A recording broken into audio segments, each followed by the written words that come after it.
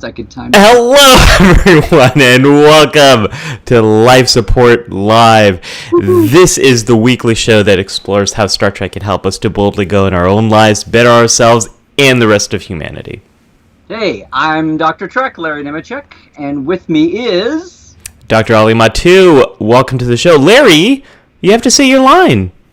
I was going to, because it's vitally important. I don't want to get accused of malpractice here. No, I don't want to take away your Treklance. You got Dr. Trek, you've got Dr. Ali. One of us is a real doctor. That's true. We'll leave it to you to decide who. That's not the line I was talking about, Larry. Your other line. I'm sorry. I was so busy boldly going through uncertain times that I wasn't thinking about it. Yeah.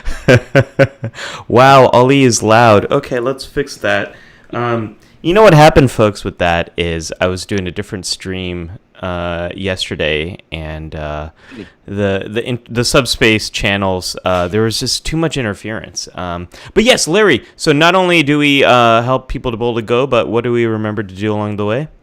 Oh, well, we do. We like Captain Picard, we try to better ourselves and the rest of humanity, whatever we're doing. But have a little fun along the way, as Captain would.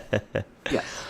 Folks, I'm hearing reports that the mic is better now. Let me know. I just turned the gain way down. Let me know if you're having problems. I'm glad to know I'm booming this morning. Not the kind of booming I want to be. Hopefully it's a little bit better. Ha! Nicely done, Larry. Okay, great. So, Larry, what are we talking about in today's episode? Oh, no. Since considering all the savage beasts we seem to have out there. No, there's a lot. This week, last week was kind of rough and tough, and not to shy away from that, where we thought... And the week before. Yes, that our theme is, by popular demand, by the way, which is topping all polls, music. In fact, I started to say music in Star Trek for us and for them, meaning everybody on screen and those listening in at home. Yeah, we're going to be talking about music as it relates to mental health, how music impacts you. We're also going to be talking about music in canon and how music is related to some key characters. And we're also going to talk about how music impacts storytelling. So we're going to go in a lot of different directions, folks, but this is going to be a fun conversation. We're going to have a really good time here. So, Larry, we were talking in our pre-show about this, and we were talking about how you and I both have this one cue in Star Trek that when we hear this musical cue, when we hear a sequence, or when we think about it, everything comes back. The images of what happens in that story, we can sing or hum along that music completely. And what was it for you? Or do the dialogue that's going on. We can do the dialogue. Yeah, totally. The whole sequence comes to life.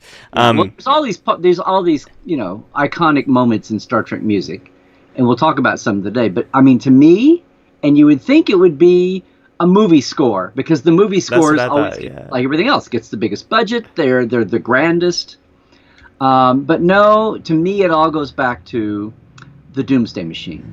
Doomsday Machine. That was such a surprise to me that was that's the one that did it for you. Can you give us a little Doomsday Machine for the audience? Well, there's two parts. The main that everyone remembers and what we just flashed there. It increasingly comes back in a more heated way, but the whole da-dum da-dum da-dum da-dum da-dum da-dum da-dum da-dum da-dum da-dum da-dum da-dum. That whole build, I mean, it was so much that years later, I'm talking about when I'm a kid. When I'm a kid, some of these things that you say, what do you remember? They're all so seminal, and that's why sometimes, to this day, the original series still predominates, because we talked one week about when we're younger. That's when we're babies is when we learn the things when we were first a fan, whatever the age that is, or especially if you were first a fan when you're 8, 10, 12, 15. Those are the things that really stick with you, even though you enjoy everything that is to come. But it's like you can't overcome when you were younger. And for me on music, Even though, yes, motion picture and Wrath of Khan are probably the other seminal things, moments. But the Doomsday Machine, I was just so impressed, and I didn't even realize it. It's one of those things where after you've been around the block 2 or 3 times with watching, what's funny is everybody talks about doing rewatches now. I used to do that when I was a kid, and we called it after school on TV. It was my rewatch, and after 2 or 3 rewatches, you start going, wow, the music in this show is so, you remember all the Star Trek music, including the Amok Time, fight. But the Doomsday Machine, Saul Kaplan was the composer, and it was years later, I caught up in the Jaws, not years later, only 2 or 3, about the same time, really, a couple years later. And the whole Jaws, da-dum, da-dum, dum-dum-dum-dum. And I thought, wow, did he rip off Saul Kaplan? Oh, wait a minute. Maybe Saul Kaplan ripped him off. No, this was written in 1967. John Williams wrote that in 1974, 75. Wait a minute. Who ripped off who here? But no, that's to this day, I can, he's 500 miles from the planet killer in closing, Sulu.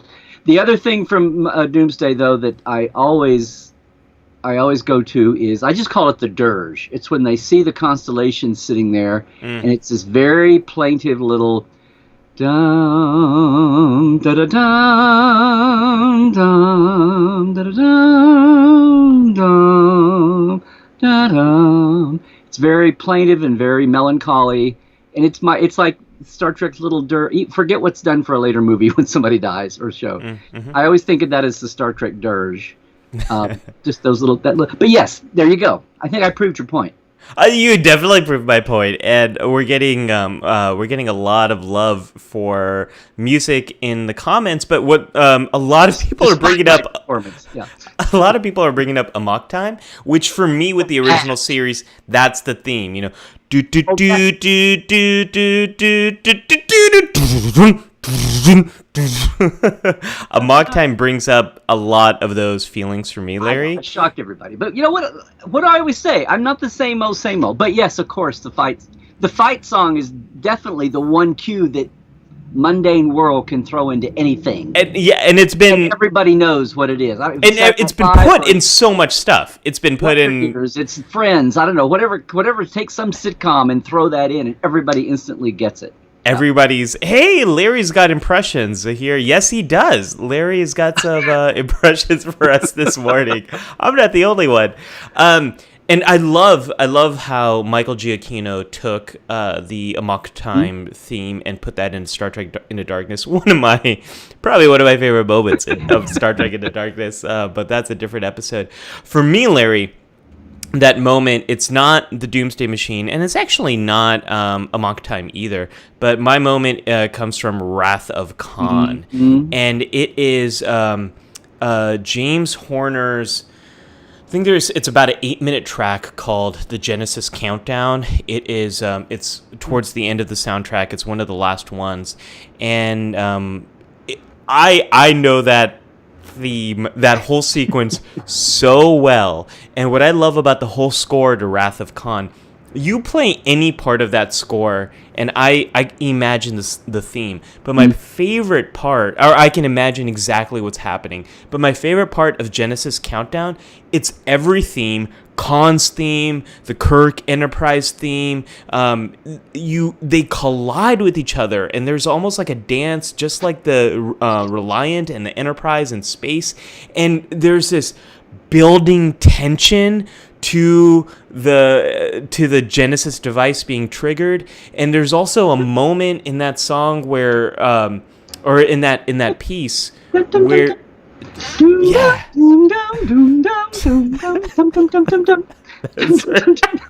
That's the minor bit of it. I know. That's pretty good. Yeah.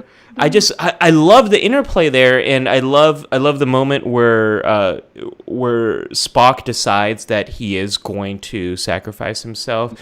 It's just it's so good. I can listen whenever I need to get pumped for something, or I really need a lot of focus. I fire up the Wrath of Khan. Well, I fire up a lot of Star Trek music, but when I really need to go deep, Larry, It's Wrath of Khan. It's Wrath of Khan for you. Yeah. Yes, Yeah. yes. In fact, I just realized this. There's a virtual convention tomorrow that I'm going to be boothing at in a Zoom room. It's going to be I'll talk about this later in a little bit. But I did a Instagram Live the other day, and I was just scrolling through all the people that have virtual booths, the news sites and podcasters and artists and cosplayers. And I used what I was just doing a minute ago, the da da da da dum dum dum da dum dum dum dum. But in that countdown, not the opening theme, but the whole sequence at the end. Yeah, because it feels very pending, dramatic, mechanical. There's mechanical, techie parts to it. There's sweeping, emotional parts to it. But it's all very build to a climax. And I just, for some reason, that popped into my head even before we had our conversation. So. Well, and one of the things that you were just talking about before is how it's kind of imprinted in our mind, and we're going to be talking about this in a little moment when we get to the counselor's log. But something that we've talked about in a different episode is how there are.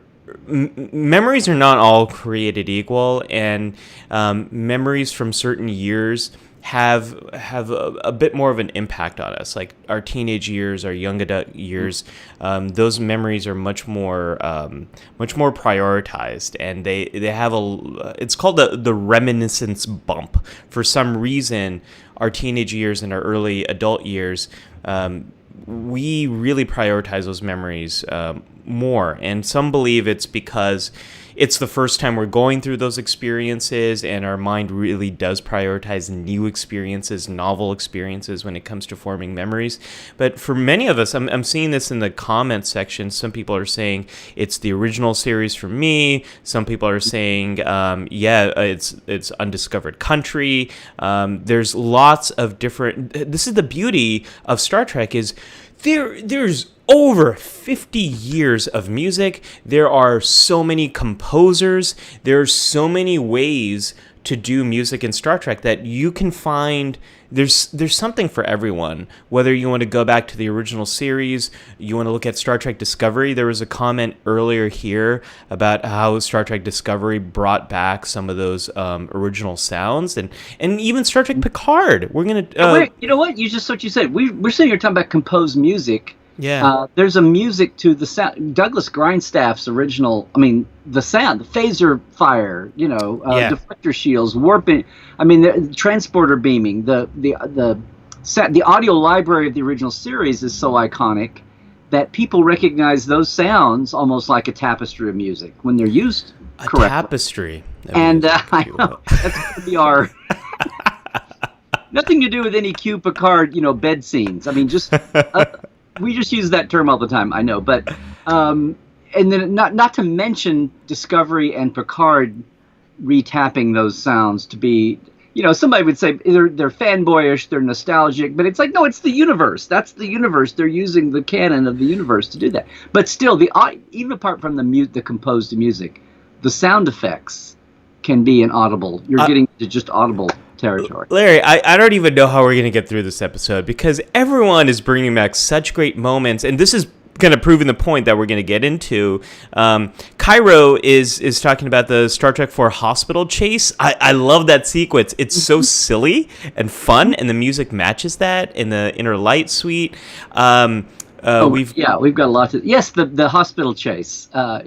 Dan says music idic, definitely. Infinite diversity here, infinite combinations. Mm-hmm. Alexander Courage, James Horner, Jerry Goldsmith, John Williams wrote many of the soundtracks of our lives. I absolutely agree with that. Nichelle Nichols singing in Final Frontier, absolutely. There's the original series too. Charlie's Our New Darling and Beyond Antares. We have actual music before she would have had a much bigger bit doing that. But I'm always sad that they didn't keep that going.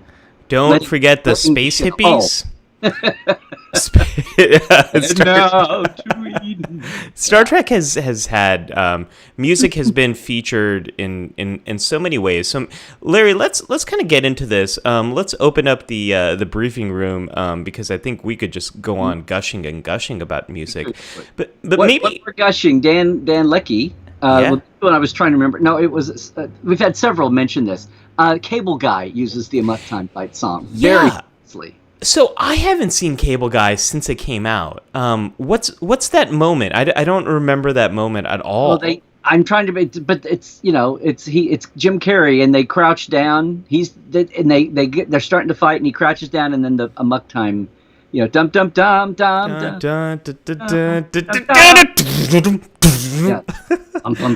I could do that. I could do that all day, folks.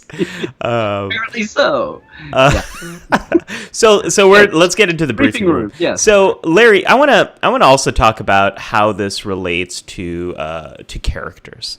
So because we're gonna go in so many different directions, but let's talk about how music actually relates to different characters in the show and character development as it relates to their stories. So what comes to mind for you? We have a very long list here of moments, surprisingly. Yeah, you know what? And this is called in composition. This is called, it's a Germanic word, Leitmotif.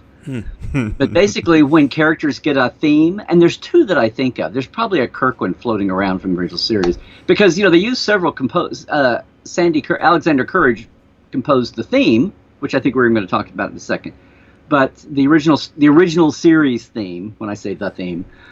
But they had a library of composers. I mentioned Saul Kaplan, and I'm going to go blank on everybody else. But and everybody, and I'm sure everybody will populate it in the chat. By the way, guys, we are trying to keep up with the chat. And by the way, everybody, we have been promoting everybody. We have the best live experience chatting. Just so everybody knows that. If you're new to Life Support Live, welcome. By the way, you may notice that if you're on Facebook with us, there's a big Facebook community. Not so much a big YouTube, and we're on Twitch, but not so much a Twitch community. So if you're asking questions, we will get to it. We'll see your comments. But if you feel all alone in Twitch, or if you're new there, or if you feel all alone in YouTube, most of the community is talking in Facebook. That's just where they've gathered. So we're looking at everybody, but if you're wanting to see what more people are saying in your experience, we recommend you go over to my Larry Nemecek's Trekland on Facebook. And that's one of the reasons why we're focusing exclusively on live streaming now on Facebook at Trekland. And one of our goals now is to have the videos available on demand on podcast. So we'll get that up this weekend. But we're funneling in now to Trekland because this is where the community is coalesced. And Life Support Live, it's all about community. That's why we do this show. Yes. So the tap is on to the other two. We're just saying. Because Larry, I'm allergic to Facebook. But you asked me. What did you ask me, Dr. Robert? I asked you a question about Star Trek and music. Specifically, I want to talk about canon. Leitmotifs. There's two character themes I can think of right off the bat over the years. Spock's theme that was in Amok Time, the bass, the dum-dum-dum, and they use it for Vulcans in general. But that dum-dum-dum-dum-dum, da-da-dum, da-da-da-da-dum, dum-dum-dum-dum-dum, the whole thing, and it gets developed through the weird, unearthly kind of tone for a second. But the other one is just, you just call it Scotty's theme. With the bagpipes, and it comes in when he gets in trouble in the Trouble of Tribbles when Kirk is dressing him down after the bar fight, but then he turns it around on Kirk and he finally, he doesn't defend. He defends his captain up until the point where he has to defend the Enterprise herself, and it's that dum dum dum dum dum dum dum dum dum. It's in bagpipe sounding. And they pulled that back when he gets drunk in By Any Other Name, with the Kelvin. They pull it out again. It's a kind of a humorous Scotty moment. And that's a time when I can think of they did go to, McCoy didn't get that. I don't remember Kirk really having one that sinks in that pulled out. But that's like an on the nose, an actual leitmotif, a Peter and the Wolf kind of. We have music for every character. That doesn't really happen in any of the. Well, music has a totally different dynamic in the Berman era series to begin with. So yeah, it takes a different form all the way. But that's the only time I can really think of like character defining bits. Aside from things like there's Klingon music, there's a Romulan theme. Picard is probably the only other major exception. Thanks to the Inner Light. Yeah, thanks to Inner Light. I'm thinking of Deep Space Nine. Not really Voyager.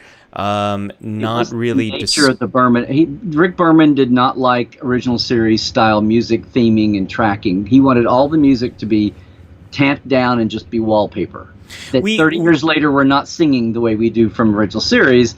And Doug Jones, one of the two first composers, finally got fired for doing that.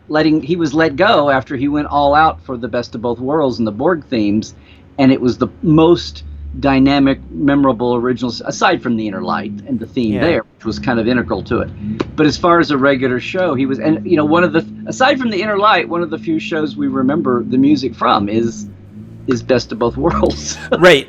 And what's great about Picard's theme is we see it in many different moments in Star Trek. So not only do we see it obviously in Inner Light at the end of that episode with Picard playing the flute, but it's also then a major moment in story later on as well, and that comes in the episode. Larry, what is the name of this episode again? I'm giving you lessons on this, Ali. Lessons, yes. So, and this is something I want to talk. And then obviously it's picked up again in Star Trek Picard, and it's evolved not only as a part of the main theme of Star Trek Picard, but it's in a few different moments in that show. He's one of the only other characters that really gets a theme. But that moment in Lessons, I think this is, let me put it up again. This is one of those moments where music actually features heavily as a story point. And I would be remiss not to say, just to back up for a second, the Kelvin timeline actually does flesh out more of a Kirk theme. The Kirk theme is a little bit more similar to the Enterprise theme and a Spock theme. The Spock theme is actually, I think, beautifully alone and isolated, and it reminds me a lot of what we hear for Spock's theme in Wrath of Khan and Undiscovered Country, with a little bit more mystical and mystical sounding sounds. Just alien. Yes. Otherworldly. Yeah. Yeah, otherworldly. Yeah, it reminds me a little bit. The Kelvin universe. That's right.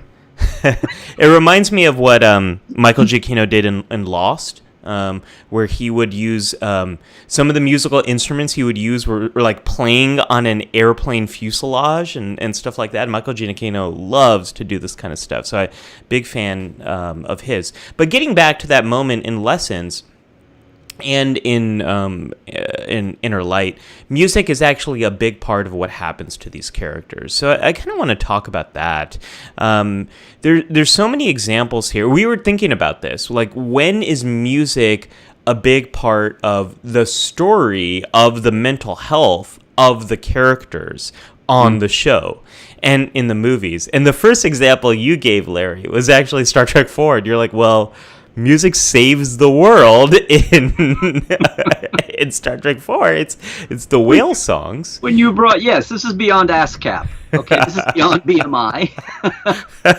The whale songs, exactly. Yeah. Or as some famous Vulcan might put it, the songs as sung by whales.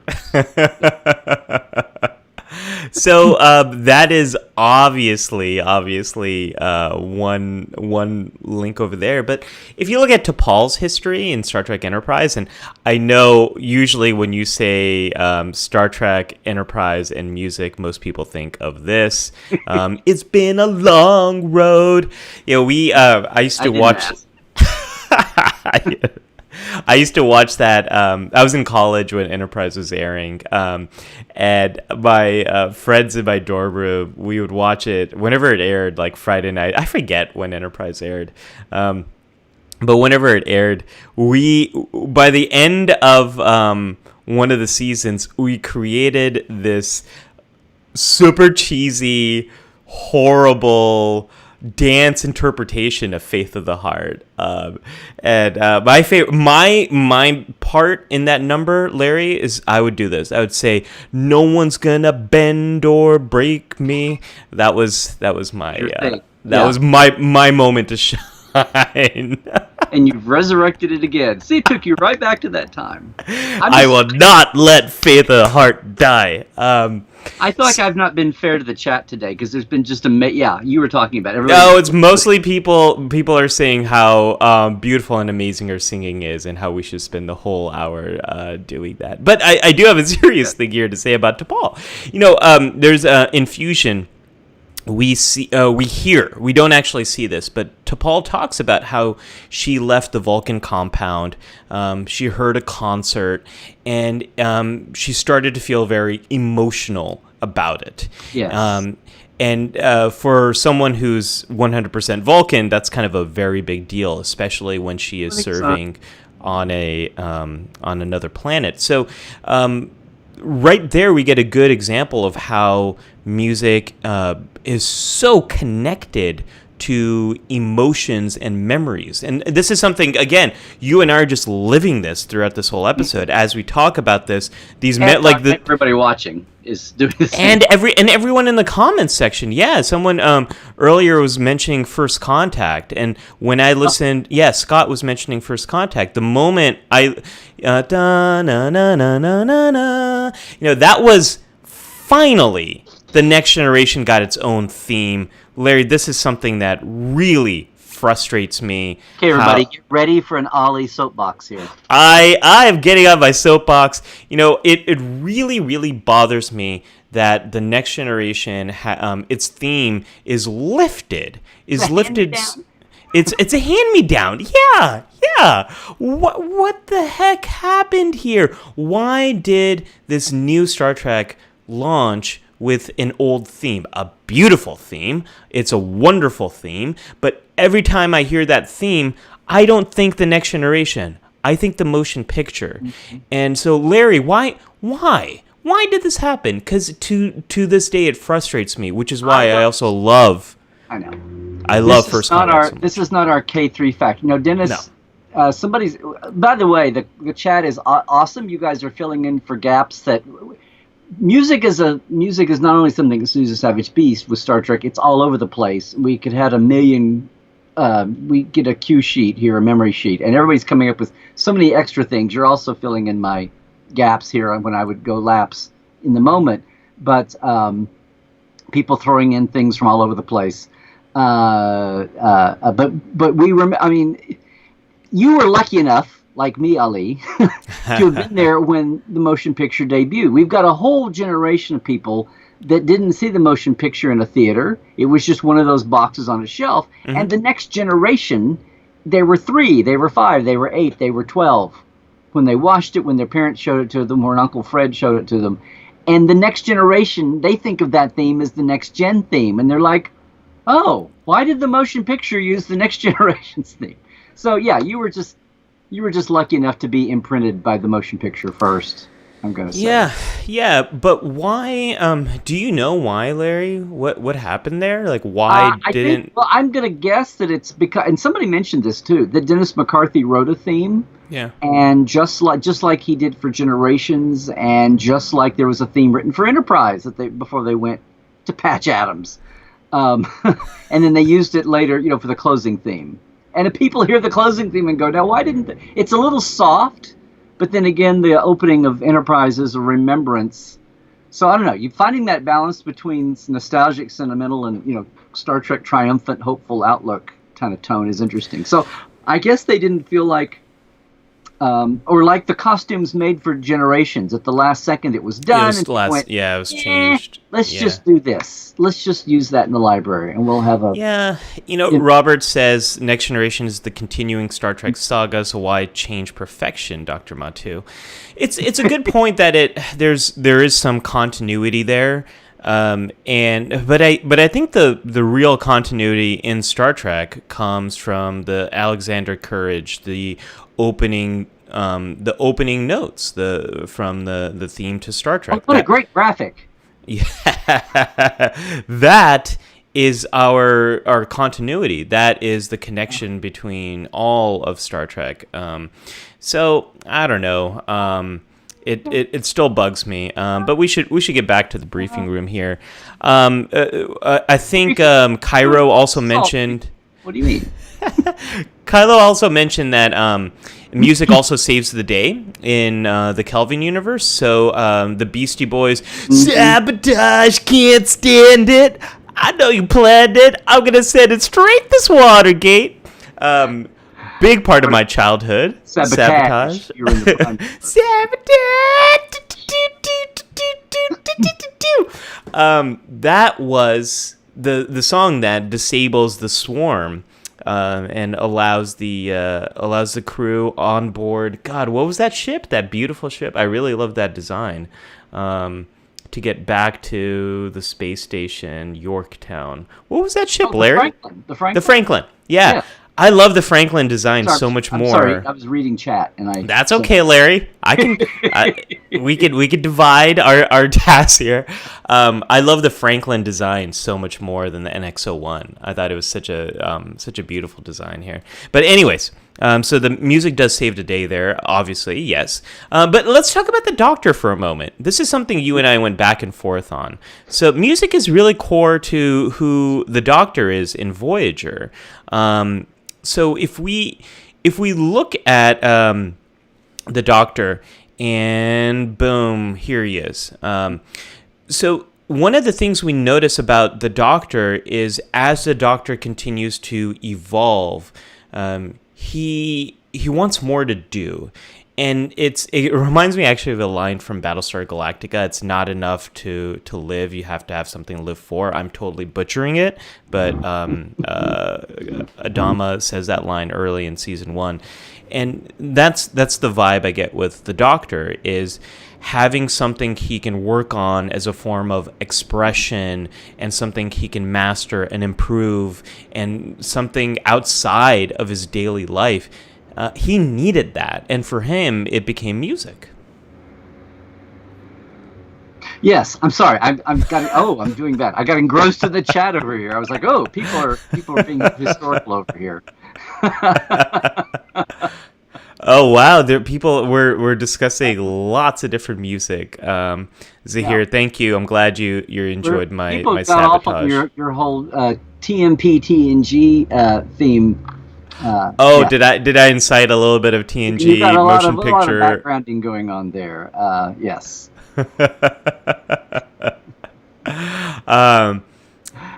Tim says Roddenberry chose the motion picture theme for TNG to bridge the gap. Tim, I can get behind that. No, this is something, Larry, you and I have had a lot of conversations with. Whenever Star Trek is rebooted or relaunched, there's a lot. It's very divisive, as Sir Patrick Stewart would say. And so, I noticed that, huh? Yeah, I know. People have strong opinions about Star Trek, apparently. So, having more connective tissue between the series, that's a good thing. So I can definitely get behind that. Brian says nice graphic. I don't know if that's in reference to something else or my shirt. I was trying to wear my Starship Delta shirt. Larry, I wear a Star Trek shirt every episode, and then I realize that no one can see it because of the way I sit. So maybe I should stop doing that. We need a 10-second model. We'll have to incorporate that in the plan. There we go. Yeah. Okay. Okay, so more canon I want to talk about here. I also like the fact that it's bright red, but we won't go there. Okay. It's next generation red. It's next. Despite my distaste. Command red, not ops red. Okay. Or motion picture era red. It's just that red that everyone wears. Well, it's not quite as marching maroon as I remember, but okay. Another piece to talk about here. I think talk about the Doctor, and Earl is talking about it too. All right, let's talk about the Doctor. He was talking about how everybody considered the music extraneous to his program. Everybody was pissed at the Doctor for adding on all these personality subroutines, like his appreciation and love of music. And it's just, it eventually melts down his program. They run into the issue in The Swarm, which is what we were looking at there from his first dive into opera. Of course, that was I think most people know that was Bob Picardo's love of opera and him pitching things for the character, and they picked up on it. And of course, eventually, what is it, Virtuoso, where he's. It's not so much about music, but the effects of fame. Fame is fleeting. Right. They can build you up and they can take it away. But Earl is asking that too. What do we make about Zimmerman and the other characters thinking that the Doctor's musical abilities were just surplus to the requirements? Yeah.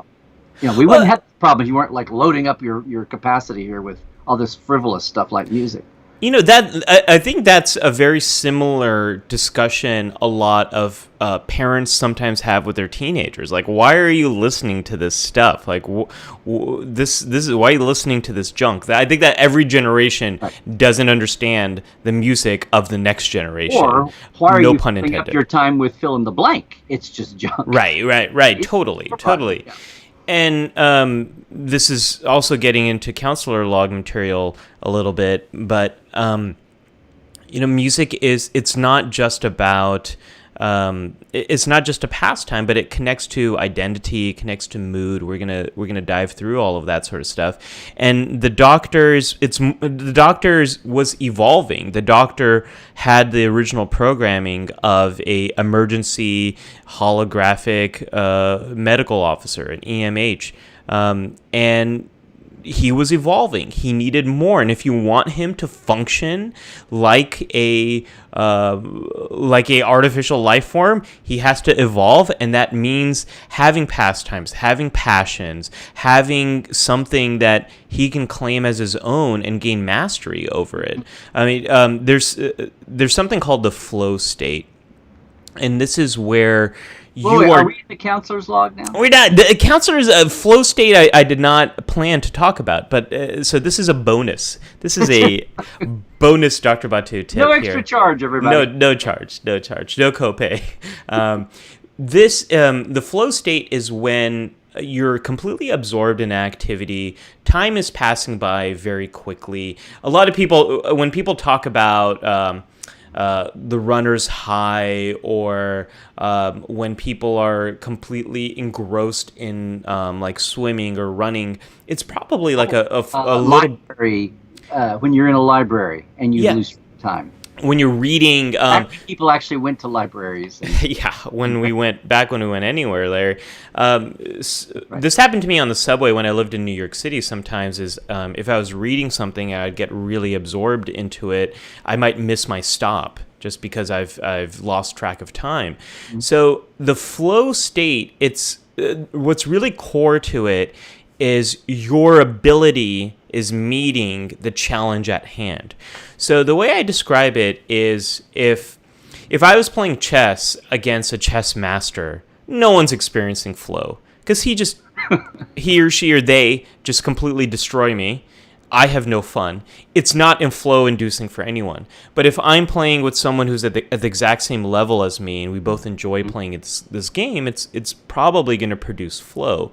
In fact, Larry, sometimes when you and I are doing our pre-show and we're planning, I get in a flow state and then we look at the time and we're like, my goodness, we have been talking for 2 hours. How has this happened? We need to go to sleep. Yeah. So that's a flow state, and anything can produce a flow state.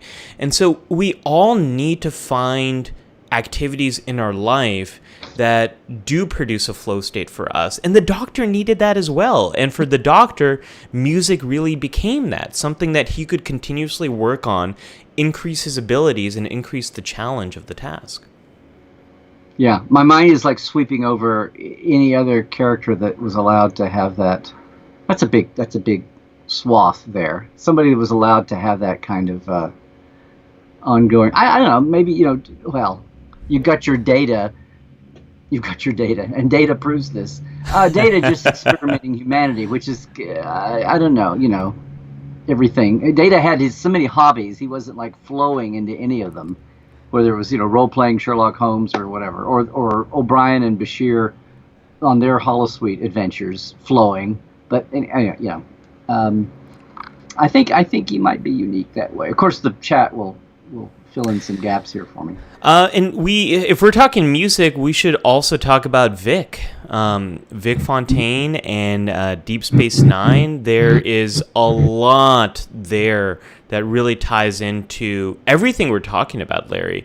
I think Vic's captures everything.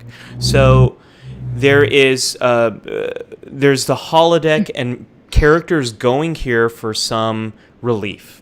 And they're listening to music that's largely like nostalgic, not only for us, but very nostalgic for them. It's like beyond classic music. I think there's a Federation law that says you can go compose music, but no one's allowed to listen to it for 100 years. Yeah. Or you listen to music from other alien races and it's just terrible. It's terrible. But it can be contemporary. I don't know. Maybe no one ever says how old the Klingon opera is. Mm-hmm. But the Temerian thing that Jono is listening to. Yeah. I mean, one of the things that music does is it's a shortcut to memories, and it very quickly alters your mood. And so one of the reasons why they have Vix is to get that. They're in the middle of the Dominion War, and it's much like in the United States. We have the USO. We have this. We have artists who go and perform for those in the military, and it's a bit of a relief from the stressors of the day. And so Vix is working in that way, in much the same way that you all watching and Larry and myself do, is we'll listen to certain music when we want to feel a different feeling. So Vix does that.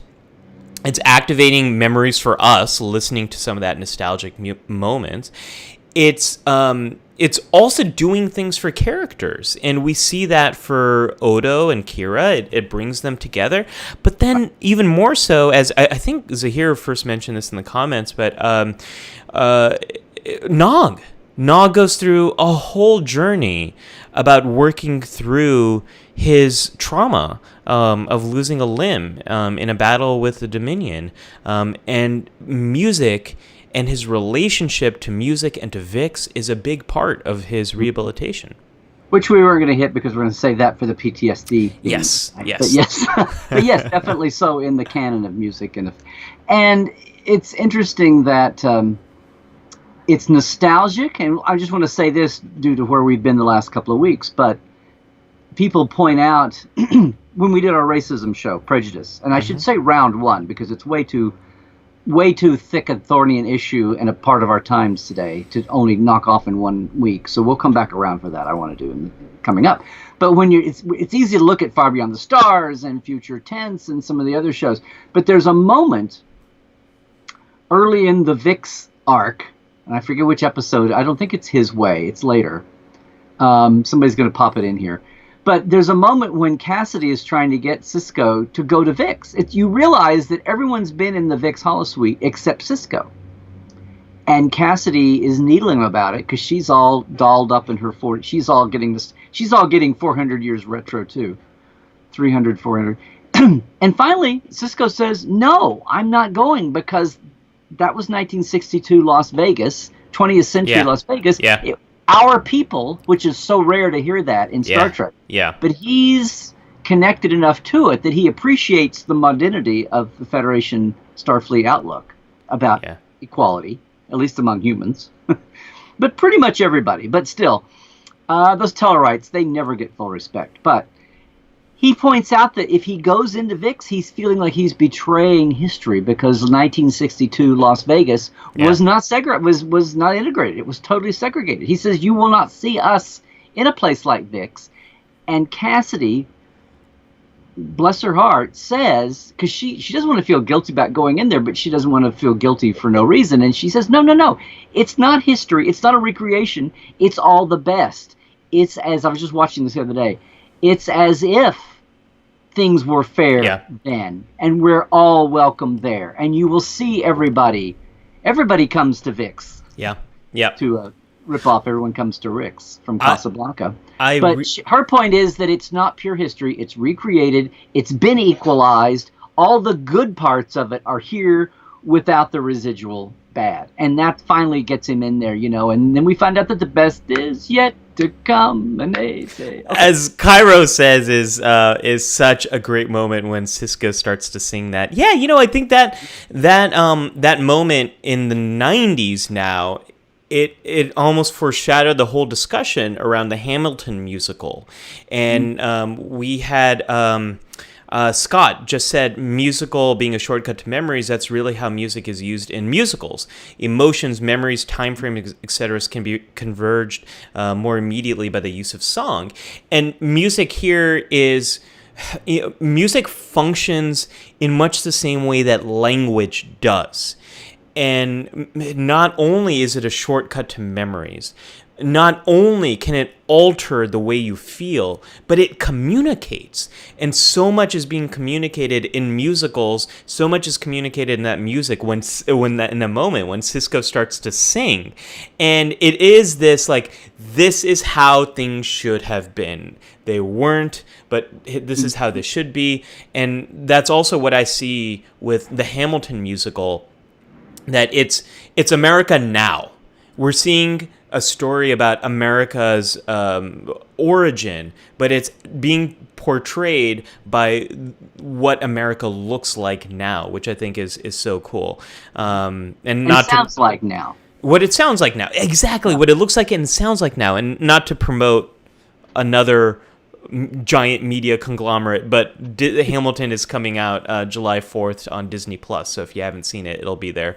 What's funny about VIX, Larry, is now when I hear The Way You Look Tonight, I think Deep Space Nine. I don't think Frank Sinatra, but there's that brilliant moment, and it cracks me up, and it makes me so happy. I know what you're going to say. It also makes you sad. I think you do know. But when they sing, with each word your tenderness grows, tearing my fear apart, and that laugh wrinkles your nose, it touches my foolish heart. And they cut to Kira and her nose laughing and her nose crinkling. Yes.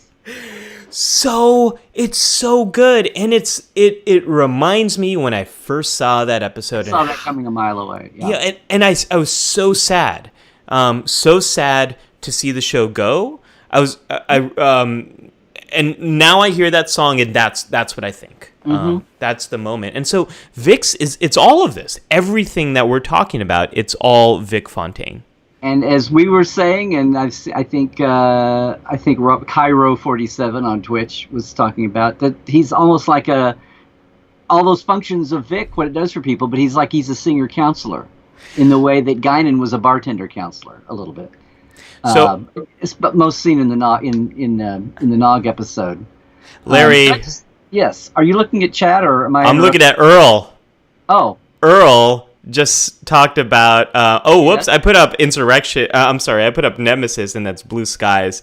But what I meant to put up was actually something different. What I meant to put up is this image right over here. Oh yeah. So let's talk Insurrection, because this is the thing you're talking about. When does music save the day? And we were laughing about the whale song. I mean, there's times I'm a little hard pressed to think of a music, but this was one time. Data was locked. His program was locked and loaded into Sabotage, and the only way they could penetrate Data's, this programming and overtaking his character, as it's had before a couple times, was jumping into Gilbert and Sullivan and Insurrection, and that whole little sequence was funny, but it did the trick. Yeah, it's how they penetrated his programming. Yeah, and it's that's kind of what music can do. That's kind of what music can do for us too. Anyone who's heard a earworm, a song that gets stuck in your head, that's kind of what music does. And one of the things that you can try, if you get a song stuck in your head, one of the things you can actually do is just listen to it. Put the song on and just kind of keep listening to it until it gets out of your head.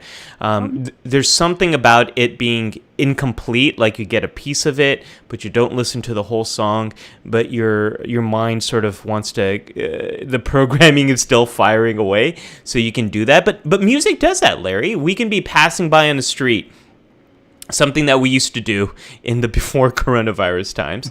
And maybe you and I get together for lunch and we hear a song play, and then immediately we're taken back to that moment as a kid, or when we heard this as a jingle. Like, for some reason, there's certain random jingles that are just stuck in my head. Like, there's, I don't know why, but Merry Christmas from Payless and Thrifties. That's just a jingle that's always been in my head as a kid. Or I am stuck on Band-Aid brand because Band-Aid stuck on me. Like, they're just in here. If you're going to go to commercial jingles, we're going to be in trouble. But yes, I totally understand. Yeah. I could go on and on, folks. I don't know if we have any Okies in the audience right now, but if I do the B.C. Clarks, which has been sung on The Tonight Show 2 or 3 times over the years by Okies on The Tonight Show when they're a guest. But the B.C. Clark, jewelry is the gift to give, because it's the gift that'll live and lives. Anyway, it's that's B.C. good. I like that. Christmas jewelry jingle song, because they've been doing it since the 50s, and there's been 47 generations of Okies who've grown up. Because it's like people say, it's not Christmas till I hear the B.C. Clark's jingle. Earl is also reminding us of life forms. Yes. Precious little life forms. Yes. Where are you? But we also have other examples here. Worf keeps coming up, and Worf is one of the only ones who we see music really tied to culture. And this is another function of music that you and I haven't talked about, Larry, is the cultural, how music can be a part of cultural customs, how it can be a part of, in the case of Klingons, not only do we have Klingon opera, but like any time a Klingon is going to a battle, they're like, great songs will be sung of this day. And if it's songs of our victory. If it's Gowron, you have to have like, ha! And there, music is being used to honor and remember individuals who have performed great deeds. It's a way of uniting people together. And this is one of the things that, I'm just going to put on the graphic because, Larry, we are going back and forth between the counselor's log and the mission briefing here. For a long time, people have wondered, why do we have the ability to experience music? Like, what function does it serve? Why has this stuck around in our programming? Why is it a part of our evolution? Because there's only a handful of species that can experience music the way we do. So why is that? And one of the theories is that music serves a very important social function. We've talked a lot about how our ability to collaborate beyond our bloodlines is something that separates humans from other species. We can scale up cooperation way beyond our families, way beyond small tribes. We can collaborate in the hundreds and thousands, if not millions, and we see that happening right now with coronavirus. People wearing masks, sheltering in place. This is millions and millions of people are collaborating here. So we think, we meaning not me, I'm not a music scholar, but like we meaning like humans think that music syncs us together socially. Mm-hmm. You'll see this at any performance. When you're listening to a concert, people start tapping their feet. They start moving with the rhythm. Mass resonant frequency. Yes. In much the same way as what Sabotage does in Star Trek Beyond. It cuts through everything and it kind of unites us all together and it gets us moving in sync. So maybe that's why we have music, and I think that's exactly what we see here with Worf and the Klingons. Is music not only can serve to help us remember, but it can unite all those Klingon warriors together in battle and get them working together a little bit better to overcome whatever challenge that they're facing. It's a cultural, it's like a row team on a boat. It's like, it's a yeah, it's like the rhythm of the music and the unity and the shared memory. I can totally see that. It's like soldiers marching to, da da da da da da da. I mean, it's a common thing. It's just the Klingons elevate it to song. And I don't know, did Vikings sing? There's so many elements of Klingon culture that go different. I think any armed force, there's an element of music, and you see that from the marching bands to John Philip Sousa to Glenn Miller to Tim's bringing up William Shatner lounge singing Rocket Man and Leonard Nimoy singing the Ballad of Bilbo Baggins, which how could we forget that? I think that's more on the line of uniting fandom in a memory more than yeah, that's true. Plot, but yes. Bilbo Baggins, the greatest little hobbit of them all. Yes. Yes, indeed. I mean, I'm amazed that the nails have hung together on this show today with us taking off like that.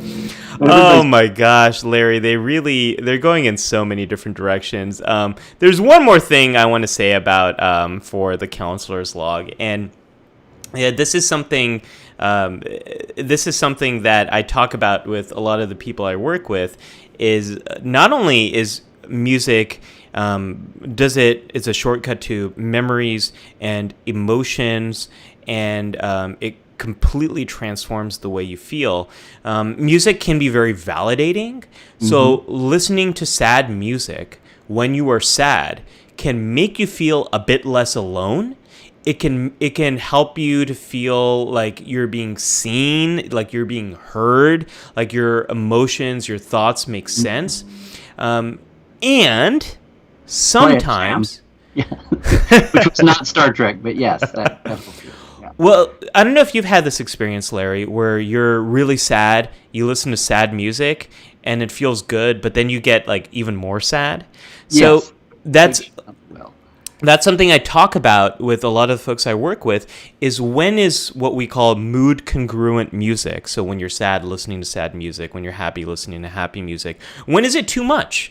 So sometimes if people are struggling with a breakup or a setback, listening to too much sad music can actually make you feel a lot worse. Or right. Maybe you're vulnerable to something called bipolar depression, and sometimes your mood goes too far low, sometimes it goes too far up. When does listening to some music amp you up too much and get you vulnerable to what's called a hypomanic or manic episode, where you have too much energy, too much motion, too much going on? Another problem is if you're angry, listening to music that makes you angry, when does that become a problem? And those lines are different for every person, and they're different in every kind of situation. So that's something to think about for all of us here is when do you need to switch it over or turn it down, quite literally? Or when do you need to switch from, if you're listening to too much sad music and it feels right and authentic, but then when is it kind of pushing you over the line, and when does it start getting in the way of things? And when do you need to switch that up? That's something that it's a challenge for everyone who uses music as it relates to mental health, which I think a lot of us have been doing during the coronavirus. We're trapped, we're inside, and for many of us, music has been a profound source of relief. Well, yes, and then on top of that, for everyone, and I hope everyone, paying attention on some level to the social upheaval that we're in, racial and even beyond racial. All kinds of layers of society that lead to inequality. So wherever we are, on top of the coronavirus pandemic, and on top of keeping your head above water, because whatever your economic status is related to the pandemic. I mean, there's such a interrelated mishmash of things going on now that's it's real and it's also emotional, and everything is affecting each other in a way that it's almost like I want to go back to, I don't know, back to like World War II, when everyone was equally thrown into, the situation. And we're all being affected in some way, but there are so many myriad ways to be affected that we're all affected somehow. Right. And music was very key then too. But it's also like it's a mass social crisis. Music can be important, and sometimes it's something patriotic during a war. Sometimes it's expressing a theme, like "Brother, Can You Spare a Dime?" I mean, you have the songs and the music that become the anthem for a generation. Or maybe the Beatles' music was like the blooming of the baby boomers younger. I don't know. I'm getting off the deep end here, but music can also speak for groups and speak for generations, right? I mean, that's the anthemic, is that a word? Role in music. And I'm trying to think of a Star Trek application here, madly, but yeah. Well, I think a little bit gets to Rom. We see this a little bit in Rom's storyline. Right. Is when does it get to a point where it's causing problems? And the thing for me is, I think about impairment. Like when do the things that help us start to hurt us? And everything, like I have a very big mug of coffee here. A little shout out to Story Collider, an organization I do a lot of work with, helping to tell true stories about science. But like when does too much caffeine become a problem, right? If my body is starting to experience problems, if I'm too jittery, my anxiety is really going up, my heart rate, GI problems, gastrointestinal. I realize GI can mean a lot of different things. Should have spelled that out. And I think we see that in Nog's character. Vix is really helping him up until the point where it's not. And that's the thing to think about. To use a video game analogy, I was talking about flow a few moments earlier, and video games are designed to create flow states. They're designed to improve your ability, increase the challenge, improve your ability, and time just kind of completely goes by. But an analogy I love using is we want music to be a power-up for you. We don't want it to be a side quest away from your life. We want it to help you to do the things that you want to do better. We don't want it to take away too much from the direction you want your life to go in. And it's a fine line, and it always kind of changes. But it's wonderful to hear in the comments section. For example, if I can find it, I think it might have been Tim. No, it was Earl who said, I spent the past 3 to 4 months rediscovering funk. And this is something that I think a lot of us have been doing is either rediscovering different music or really kind of nesting in with music that's always really helped us. And it's something that can take us into a different mood state.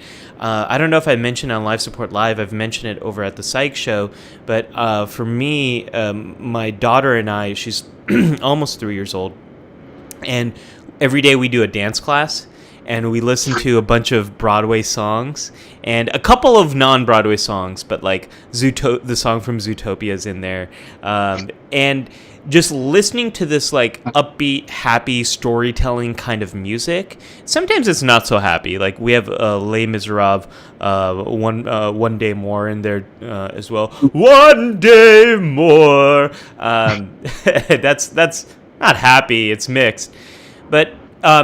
For a moment, it takes us completely out of our lives, and it helps us to get some exercise together. We have a lot of fun, but if I did too much of that, I could see that definitely becoming a problem. So it's a fine line, Larry. And there's that line is different for everyone. Yeah. I want to give a shout out here on the chat, partly because she's actually in YouTube, so I hope she's not totally in an echo chamber by now.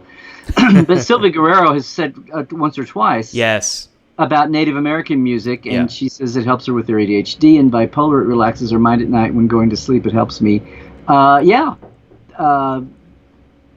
Native American music, I mean, music of different cultures in different ways says something about that culture, but in the big patchwork quilt of the available music out there. That's why sometimes I actually really get a lot out of listening to music where I do not understand the language. Like for me, if I listen and this is a question I actually get from a lot of people, since we're technically still in the counselor's log, we can talk about this too, is it better to listen to music when you're working or not? And the answer is do whatever helps you to focus. So some people who listen to music, it helps them to focus because it drowns out everything else and it kind of focuses their mind. The white noise. Yes, yeah. And for some people, it does the exact opposite. It's hard to not focus on the music when you're doing work. So do what works for you, and different things work for different people. If you're a parent and you don't need music to focus and your kid is telling you, no, it helps me focus, maybe listen to your kid because it might work for them, and that's okay. There's a lot of diversity here. But the thing I know about myself is if I'm listening to music that has lyrics that I understand, that completely distracts me. But if I listen to music that's instrumental, like film score music or classical music or romantic era music or instrumental music. Yes. yeah, or instrumental music. Or music with spoken word from languages that I don't understand. That helps me tremendously. But the moment I hear language I understand, my mind is completely distracted. You're into that, yeah. I'm into that, yeah. So you kind of need to know what works for you.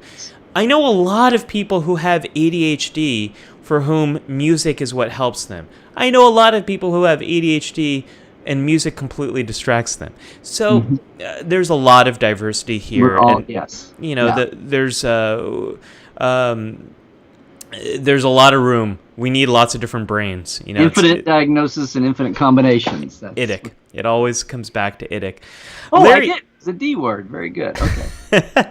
Larry, I think it's time for K3 factor. I got a K3 factor for you. So one of the music moments that I think people remember, yes, and we call this K3 factor because in looking for icons for the show, like Way Team, Way Mission, Briefing Room, one of the few, especially from the original series, one of the few pre-counselor in Starfleet times was the K3 factor indicator there on the biobed monitor. Before you even called it a biobed monitor, it was the display screen over the bed in sickbay, a sickbay bed. But the K3 factor is brain function, electrical activity. And so the K3 factor is getting back to deep dive Star Trek in light of our theme this week, music. And we've touched on so many, and we've been talking about so many stories behind the music, the situations. Sometimes it's even the politics of something going on. And I had a case here that it hasn't even come up in the sidelight here yet. But back to Rathacon, can you put it up? Yeah, of course I can put it. I will always pull up some Rathacon. Music moment was after Spock died. Yeah. Oh, not that one. I know what you're talking about. There we go. Yes, Spock's funeral. And I don't know how everyone is the first time if you remember the first time you saw Rathacon and you weren't pre-warned, but to have Scotty back there playing bagpipes of Amazing Grace was a surprise. Now, when I was in the theater, it was, for one thing, it's great to see Scotty getting to do anything in character. It's good to see any of them doing anything in a character moment that was, that's a Scotty thing, playing back. And we'd never seen him. We'd seen bagpipes as set dressing in his quarters once late in the series, but you'd never heard him play them. So that was cool. But then the whole point of it being Spock's funeral, when you're emotionally wrung out anyway at that moment in the movie, especially the first time. And here's Scotty playing bagpipes, so that's cool. And he's playing Amazing Grace, which on one level is amazing. But there's a part of me as a fan that had remembered everything that I'd read about Star Trek and thought myself that this is 23rd century. They're really kind of beyond, if not religion itself, at least old Earth forms of religion. And even the alien, Spock talks about gods at times, and Tuvok gets into that later. But there's not a lot of overt theology going on in Star Trek. And to have an old, Christian Protestant hymn played for Spock, a Vulcan. Yeah. I know Kirk says, of all the souls I've encountered, his was the most human. It's very poignant there because of Spock inner duality. So I remember sitting in the theater going, well, that was weird, but then they've been screaming Admiral on the bridge the whole time and wearing all this brass on their sleeves. I know it's the Reagan 80s and things are getting more militaristic. I'll just take it and run with it. Well, I was amazed to find years later when we were doing the Trek Files, my podcast, if you have that one ready. I was the only one that thought that. And so I know this is the whole page. So this is a note that when Gene had been demoted after the motion picture, when Gene had been demoted to executive consultant and they gave power to Harve Bennett to actually run the movie, and then he brought on Nick Meyer to direct, this is the whole front page. But the bottom paragraph there, Gene is saying to Gary Nardino, head of the studio, oh my God, you cannot have Scotty playing Amazing Grace on the bagpipes. It's like Harve thinks that's going to bring tears to the eyes of fans. Well, they may be crying about it, but it won't be in it won't be in the way he intends. Gene totally thought that would be another thing that would be a laughable moment in the movie, that Star Trek fans would think that was completely out of place. Wow. Really? Yes. Now, here's the thing. So the 80s is Gene trying to find his place and keep his clout, and before Next Generation comes back. The second movie, the third movie especially, and the fourth. And that's a moment where, as much as Gene had been cultivating his, Guru Gene persona, and there were missteps on the motion picture too. A lot of, gut feeling. But there were times when Gene could totally misjudge Star Trek or what it had evolved into. And this is a kind of an amazing moment to where I thought the same thing. I didn't get up and walk out of the theater, but I remember wincing at that. But, now it doesn't bother me. It's like, oh, yeah, this is where Scotty plays Amazing Grace on bagpipes for a Vulcan's funeral because Wrath of Khan. That's what it is. But at the moment, that's what Gene's first reaction was, too. And now, fans later on, and at the time, and, 40 years of hindsight, whatever we're into now. Are we coming up on 50 years? Oh, geez. No, from 40. Wrath of Khan? Wow. Yes, 40, are we? 40 years. Shh, I didn't say anything. Whew, okay. In 2 years, it'll be 40 years. But my point here is, with hindsight, we've all gotten used to it. And you could say, oh, my God, here's a place where Gene totally misread the tea leaves on fandom. Yeah. And I think at the time, there was some grumbling about it, but I think most people embraced it.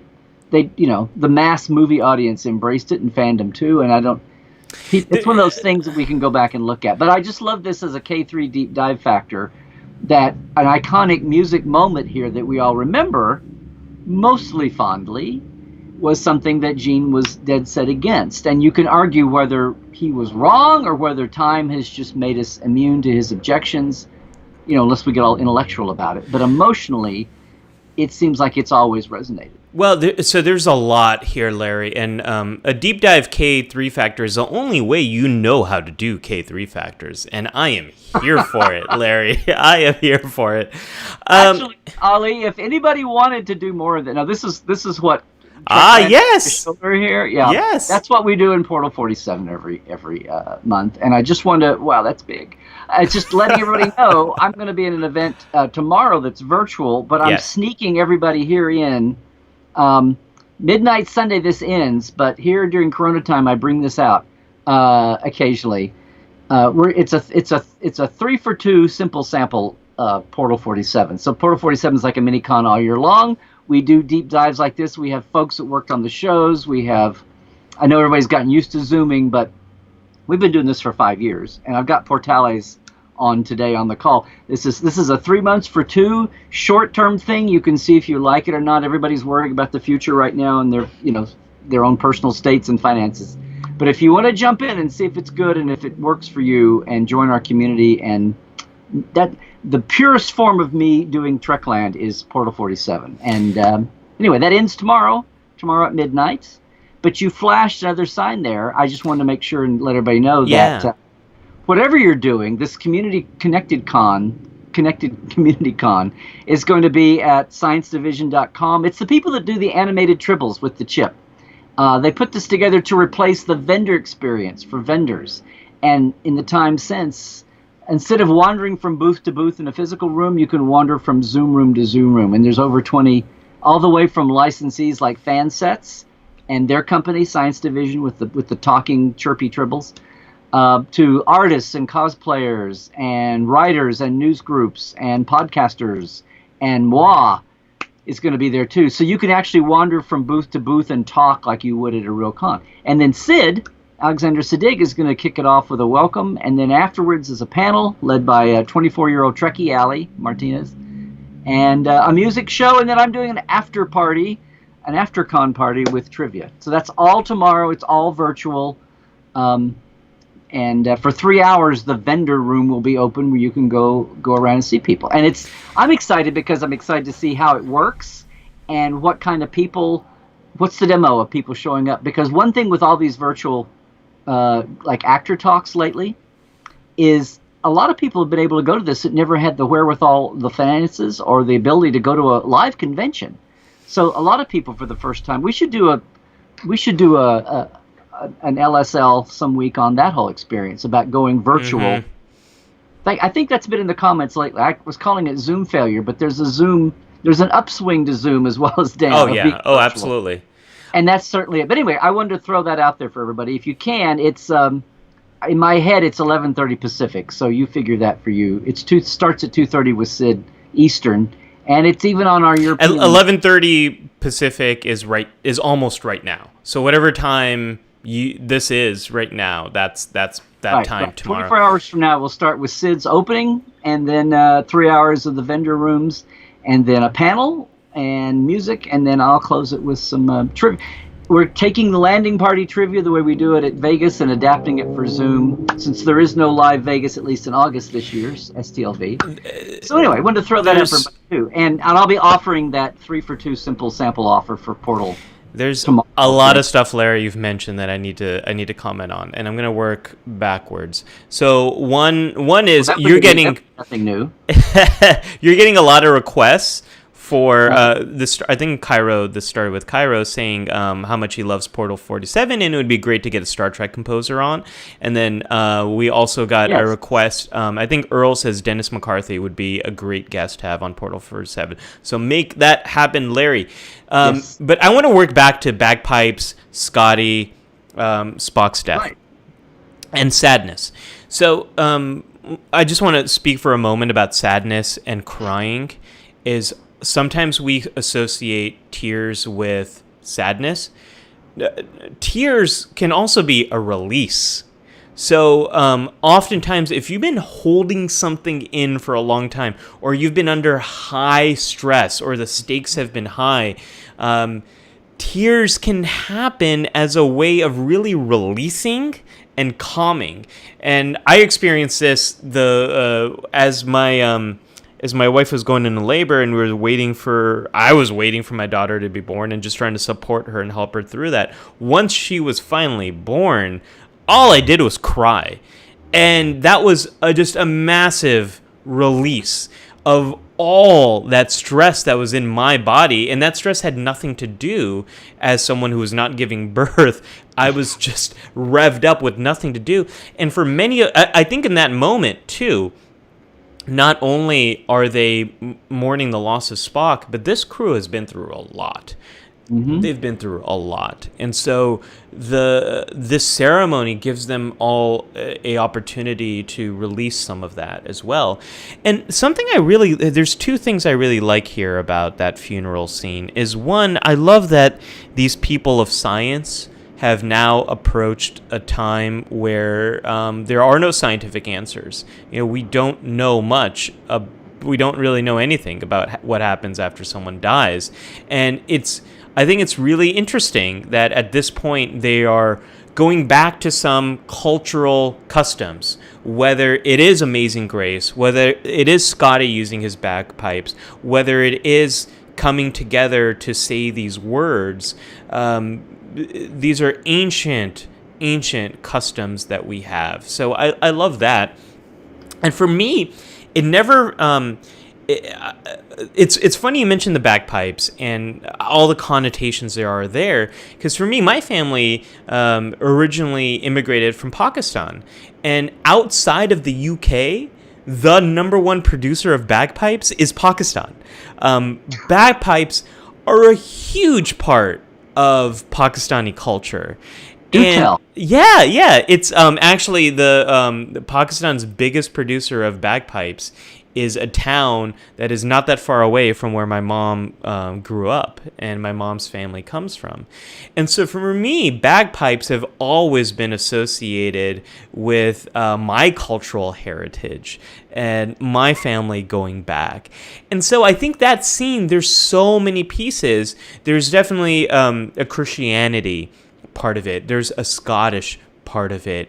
There's Spock's identity. His was a soul that was most human.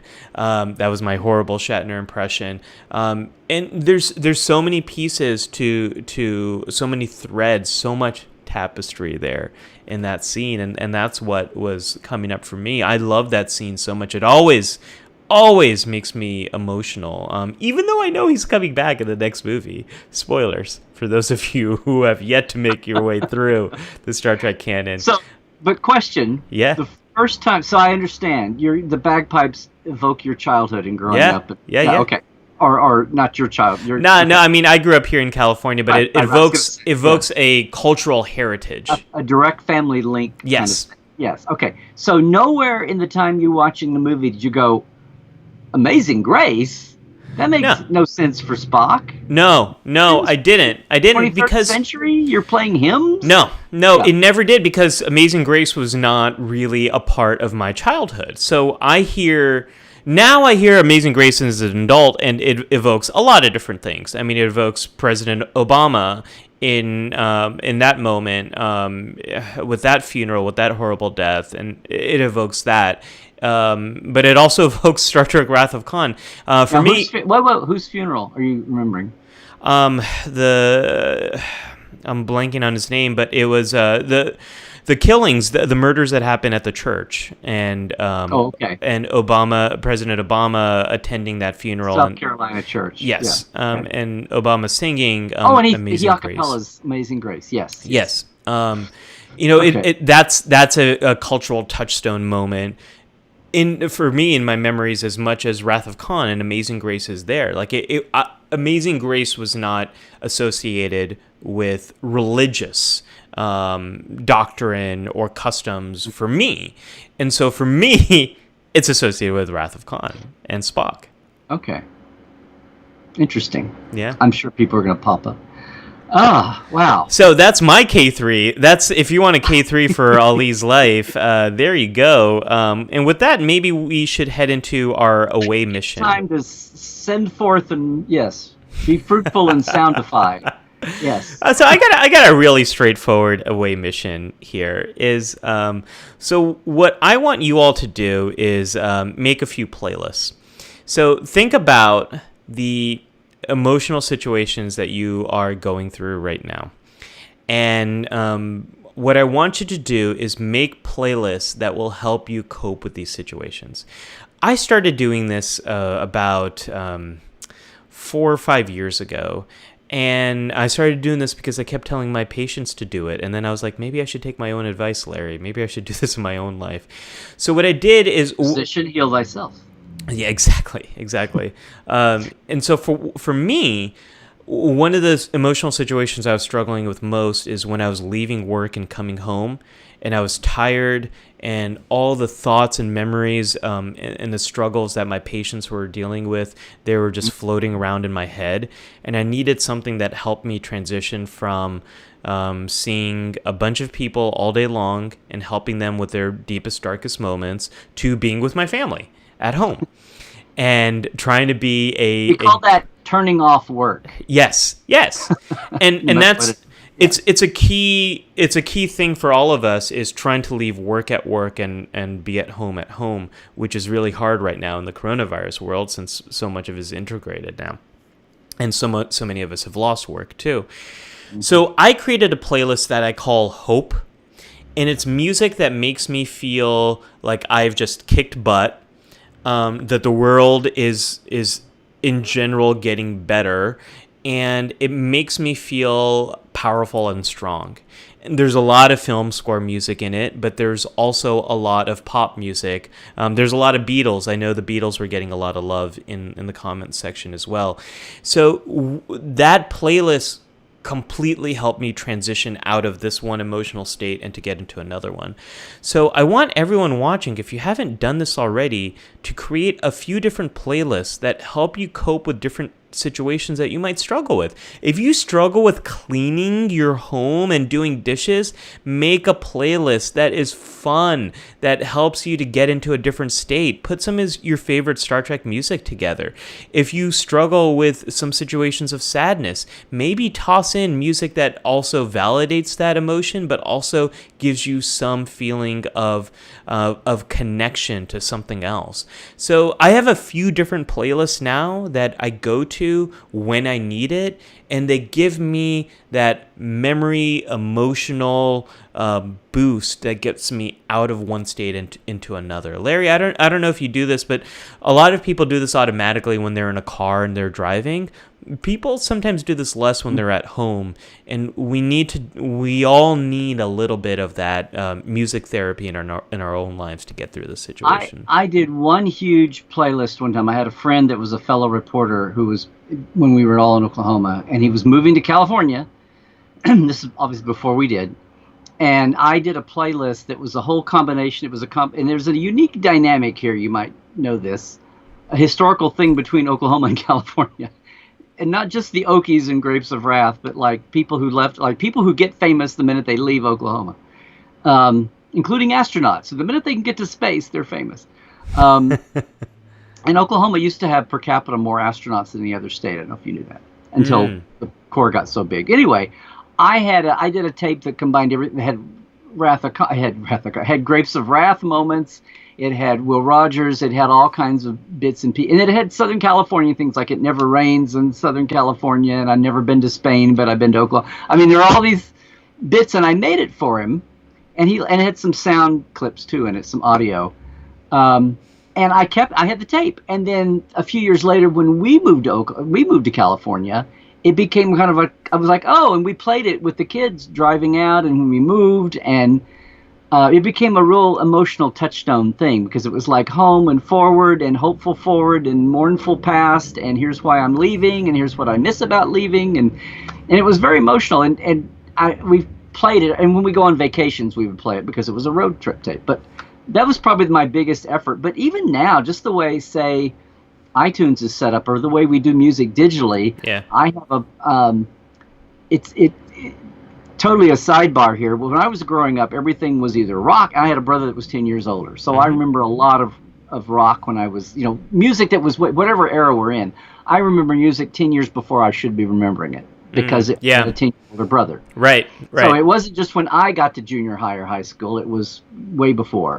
But I can remember music. When I was 3 or 4, we took a huge road trip up to see. It was the last one. Before I was born, they went all the time. But I had one uncle in Nebraska, that a huge family, and we would drive up. And at least once, when I was probably 2 or 3, we drove to see them. It was probably like really the last time. And it was years later, and I remember the earliest pop, like quasi-pop, quasi-country-ish crossover music from the early 60s. Mm-hmm. And I remember all these songs, like Sukiyaki is one of them, and several things from that time. And it was years later that I went, you know what? I think that was what was playing on the radio on this big road trip, because I'd never experienced like driving 10, 12, 15 hours in a car. It's in early 60s speed, or speeds of that time. And I just realized why do I have this playlist in my head? Johnny Cash's Ring of Fire. But oh my gosh, love Johnny Cash. This certain era, and one time I went, these are all like from this one time when I was very young and we took this road trip. But the biggest of all is like now when I found swing music, big band music, which was a total throwback to the 30s and 40s, but I was a history guy. But I was so all I grew up with was either rock or country. And even though rock was the music of my time and country was parents or the culture I was in, swing sounded like a lightning bolt out of the like, whoa, what is this? It's not rock, it's not country. And I've always been a big band, not even so much modern, but a big band person. And now when I buy a lot of music, I have classic country and I have pop and rock of a certain age, and rather than a dedicated like Hope versus I'm depressed Mm-hmm. versus I want some hope. I just have genre lists. And I found out that if I'm like my get up in the morning and get going, well, I'm not a morning person. So I'll play my swing, list. And when I'm tired and I feel like either tired or I feel nostalgic, all these Jim Reeves early, like this country of a time when it wasn't like just dripping and twanging guitar country, kind of country ballad. Even though I say I hate country music, but if it's old enough and classic enough, then it's nostalgic. But again, it all goes back to like your younger things, childhood and all that. I'm going to get slings and arrows here. I'm not really keeping up with music unless it's really, really mass and penetrating, and I realize I need to know something for the culture today. Right. Or else I'm totally I mean, that happens to all of us. It's like self-selecting. It's like I don't have lists, but I'll just play one of those, lists, and there's 50, 60 songs on there, and I can even like find moods within the mood and go with it. Yeah, no, I definitely connect with a lot of that experience myself, Larry. I think my musical taste is kind of frozen in 2005. It kind of stopped right there. Like, I think I have a friend who's really into music, my friend Jamie, and he tries to keep me updated on everything, but for me it kind of stops after I got out of college. I think we're all that way, though. I think we're all it's very envious of people my age and a little later who actually know what's going on contemporaneously. Aside from the top 5 or 10, I just kind of keep listening to the same thing. Like, I just got there's a few different genres that do different things for me as well. Like, film score music often helps me to focus. Pop music often helps me to give me more bit more energy.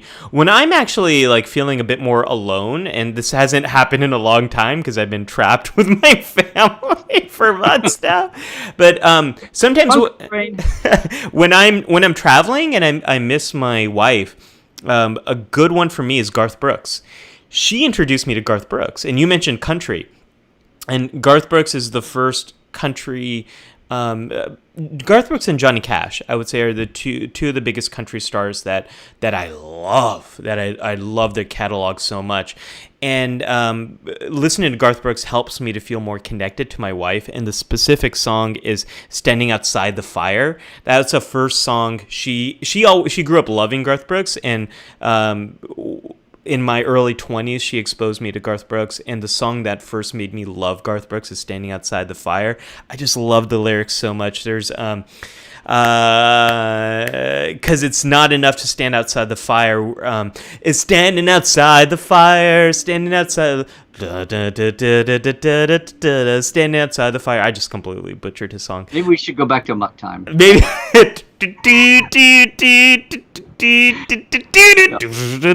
But not until I say Garth Brooks is an Okie also.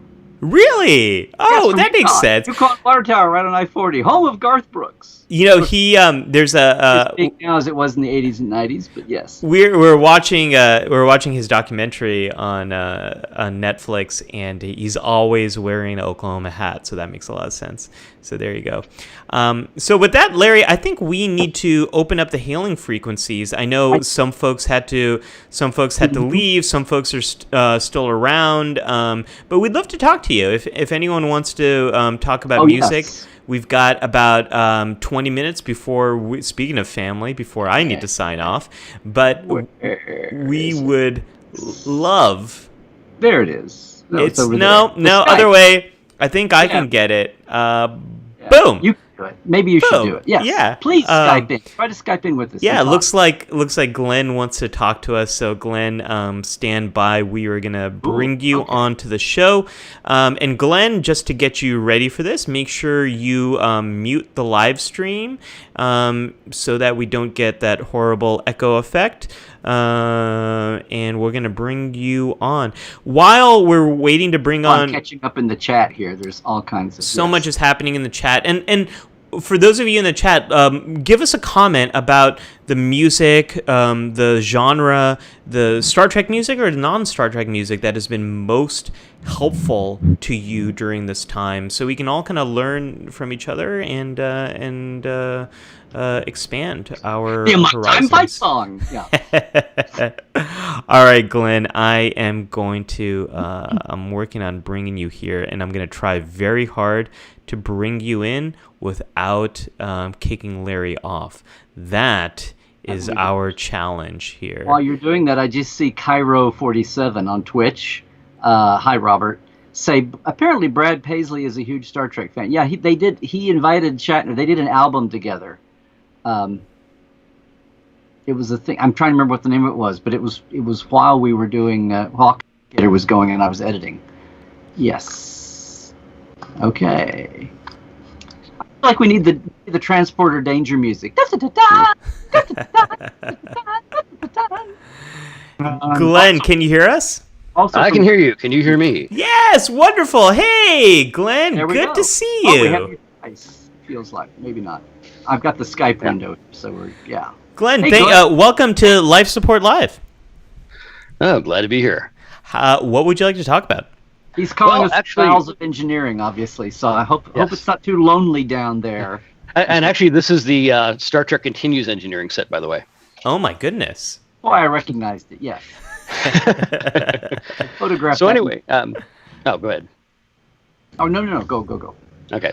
So anyway, I have a story about the fact that I was saved by music, literally and life and limb, because a couple of years ago I was working out and I tore my left bicep tendon, distal bicep tendon, and I needed to get an MRI before I could go in for surgery so they could determine the extent of the injury, how to do the surgery, if they could do the surgery. And it turns out that I'm extremely claustrophobic. So I tried to go into a regular MRI machine. I couldn't take it. I had to have them pull me back out. Tried to go into open-sided MRI, not realizing that even with the open side, the top was 1 inch from my face. Couldn't do it. Yeah. Then finally somebody said, there's a large MRI machine at this particular place where you can play music. And so what I did was I brought music that's always calmed me. It's Yanni's Live at the Acropolis. And as soon as that started playing, I was able to lay down, close my eyes, go through the entire MRI procedure. Half an hour in an enclosed space for somebody who's claustrophobic is normally terrible. Yeah. But for some reason, that music allowed me to go through it. And I even opened my eyes a couple of times and, oh, yeah, there's a wall next to me. No big deal. Close my eyes again. Wow. And so that allowed me to have the successful surgery. And then the music also helped me to heal when I'm sitting there depressed, I can't work out, I'm gaining weight, I'm eating like I'm still working out. I would just listen to music and I was great. And then as soon as my arm was better, I started playing the piano again. Wow. Music soothes the savage brain. Yes, absolutely. and I lost my job a couple of years ago also as well. And whenever I felt really depressed or really anxious, I would just immediately run to the piano and start playing. And that would help me a lot. Tremendously. Glenn, that story that you just shared, I think it's like the textbook definition, but the ultimate example of a coping skill, of something that helps you get through a situation that you might not otherwise be able to. And in this situation, it saved your life and gives you, and you're talking about when you lost your job, it kind of gave you a way of getting through some very dark times as well. Have you ever heard of an individual named Clive Wearing? Clive Wearing, Wearing. Have you ever heard of this person? I haven't, but I'm writing it down. Look him up. There's a great video.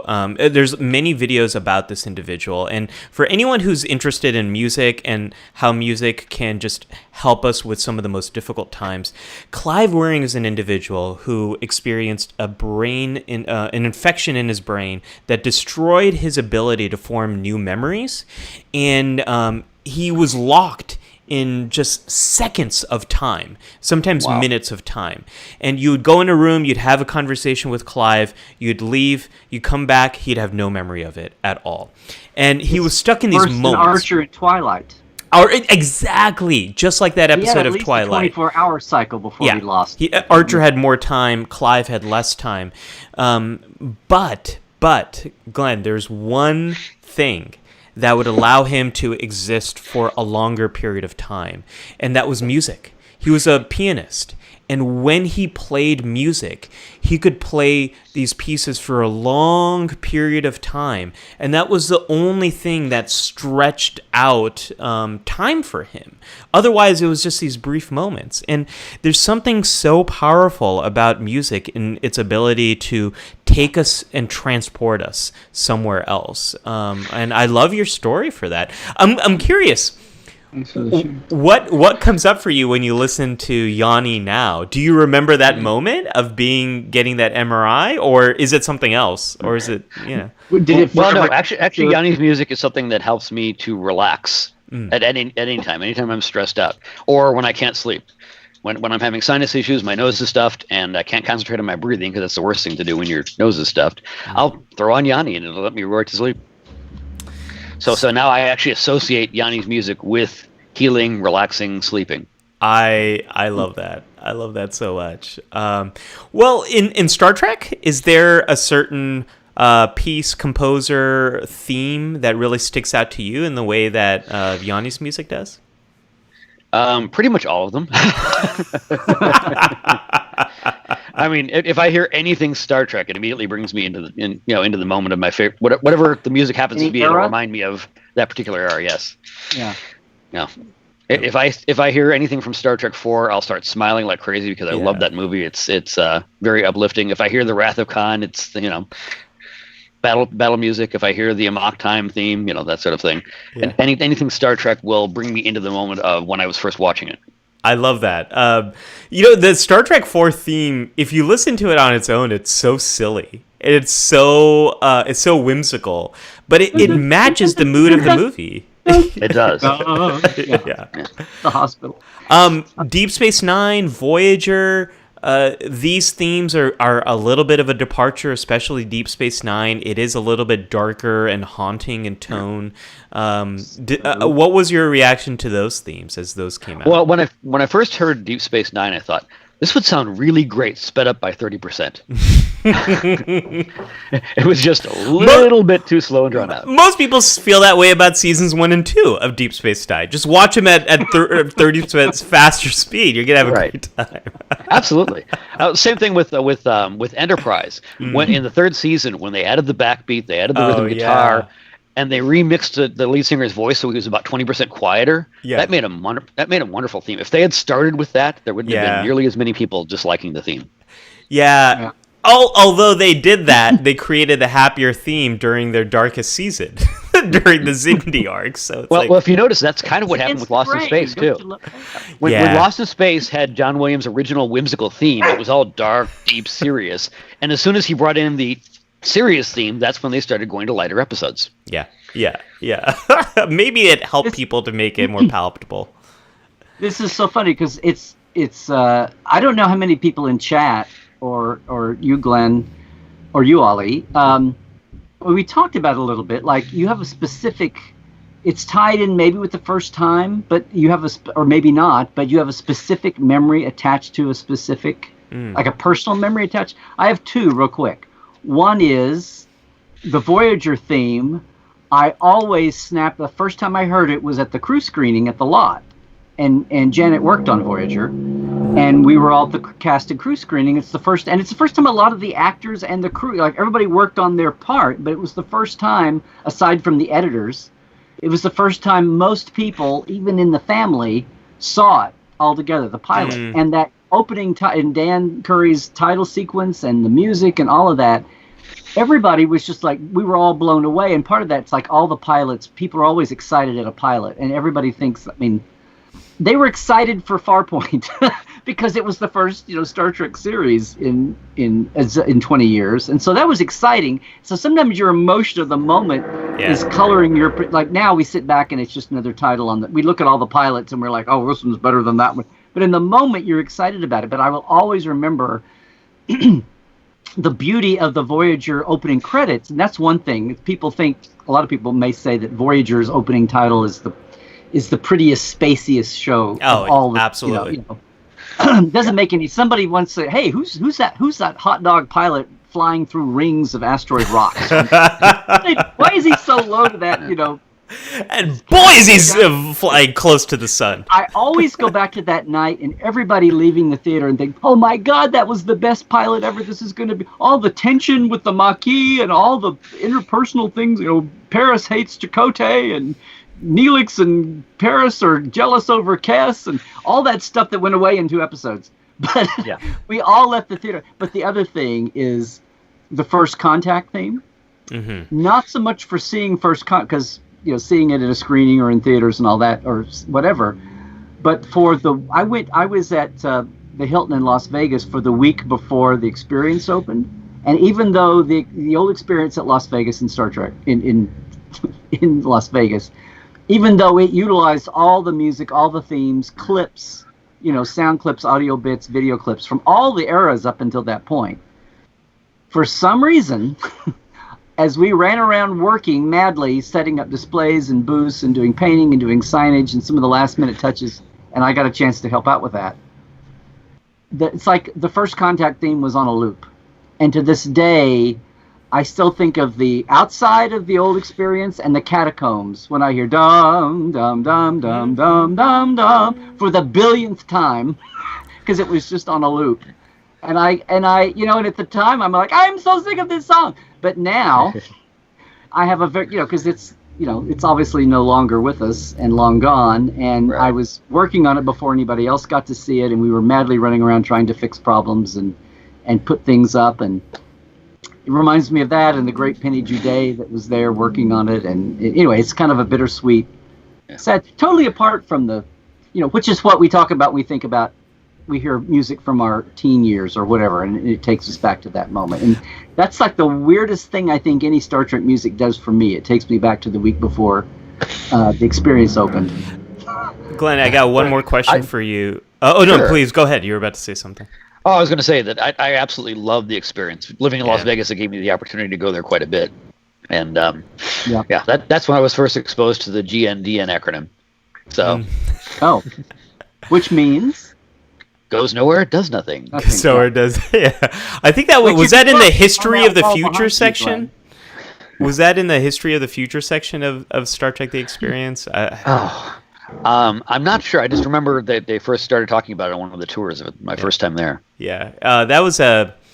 I will always miss Star Trek: The Experience. I try to describe to people the joy I had when I first was transported in Star Trek: The Experience, when you think you're going to go in the shuttlecraft and then like suddenly you're beamed up to the Enterprise. And the way I describe to people is it's exactly what you think transportation's like. And they're like, well, it's not a thing, Ollie. And I'm like, no. You had to experience it, and I really, really wish they'd bring it back. And if they do bring it back, that part has to be part of it. Yes, because it is magical. Yeah. Glenn, one more question for you before we let you go. Here is what's helping you right now? Is there any music that's helping you get through this strange time we're living in? Well, I'm lucky enough to be one of those people that I do IT work for a career, and actually I have Star Trek to thank for that because Star Trek engineering got me into computer engineering, and that's what I do for a career now. So I'm lucky enough to work from home. But again, when I'm having periods of stress, I go back to music. Either I'm playing something myself, or interestingly enough, Larry was just bringing this up: big band and swing. Big band and swing is something that can really, really lift your mood in a hurry. Yeah, and especially if you go back and watch some of those old movies that had. I was just watching a clip of Chattanooga Choo Choo from, I can't remember the movie, but it was Glenn Miller and his band with Tex Beneke.